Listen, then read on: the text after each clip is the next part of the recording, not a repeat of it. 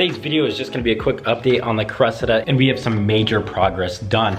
We have these doors that were re-primered just to fill in a little bit of those pinholes, and you can see the whole front end has not only been blocked, but has been primered with several layers. We have it blocked a little bit on top of here. We're from here going to be doing more primer once all of this primer is blocked flat. When we come to the other side, these doors are now on primer and have a ton of layers just to fill in all of those pinholes. You look down the side of it, there's very few things that are wrong with this. You can see a little bit of the dip in the door there. We've been using new products here. We have a layer of glaze on both quarter panels here. This rear bumper still is basically how we left it off, but this is something that we just started using, and it really expedites the process. It's a very thin filler, and it's just to fill in pinholes and stuff like that, and it works really well for super minor adjustments. So stuff like this where it's pretty close overall and you just need to get it blocked, this stuff really comes in handy. Stuff like this too, and we'll probably use it over the entire roof just to get that thing perfectly flat. Another new product we've been using lately is this dry guide coat. You might have noticed that in the previous video. It is this stuff here, and you literally just wipe it right on and you can start sanding it. Previously we were just using some black spray paint and letting it dry, but it would always gum up the sandpaper. This stuff is great, kind of expensive, but this should last a super long time, so I'm not worried about it.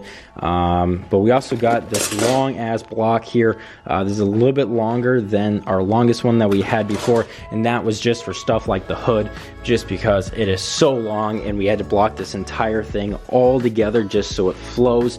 Check out that gap there. With the exception of this needing to be built out a tiny little bit, the gaps on either side are amazing. So we are really getting close.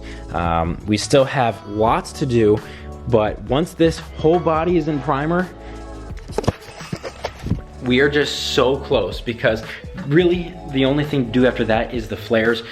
The side skirts and the lip are going to be super simple, just completely flat, and you know, blocking this stuff should take no time at all. So realistically, once this entire car is in primer, we block the primer, re-prime it, block that, we are going to be so close.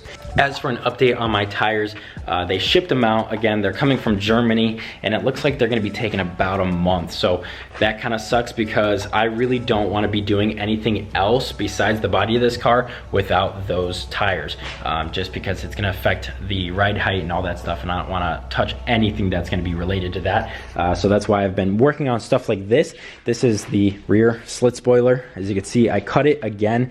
I had to narrow it by about a quarter of an inch, I believe. So I cut it again. This thing's been cut 5 times, and I just started working on this top side here, but on the bottom you can see that it is pretty good. This piece, when I got it, was never really that flat, so trying to make it flat now is even more difficult, just because obviously it's been cut 5 times. But as for now, it's pretty flat on the bottom side here. It's looking pretty good. Top side needs a bunch more work. We're working on that stuff. So meanwhile, while the body of this car is getting done, I'm working on stuff like this, and I'm gonna work on this wing here as well, just because we need to get this thing 100% blocked, and this is stuff we don't need the wheels and tires on the car for. But we are really close on this. You can see that basically 2/3 of the car is near finish. It's gonna need to be blocked and re-primed and then blocked again, but it just is so close. With all the gaps being really good and everything being blocked together, it is just closer than it has ever been before, and it's looking really good. I hope you guys can see that.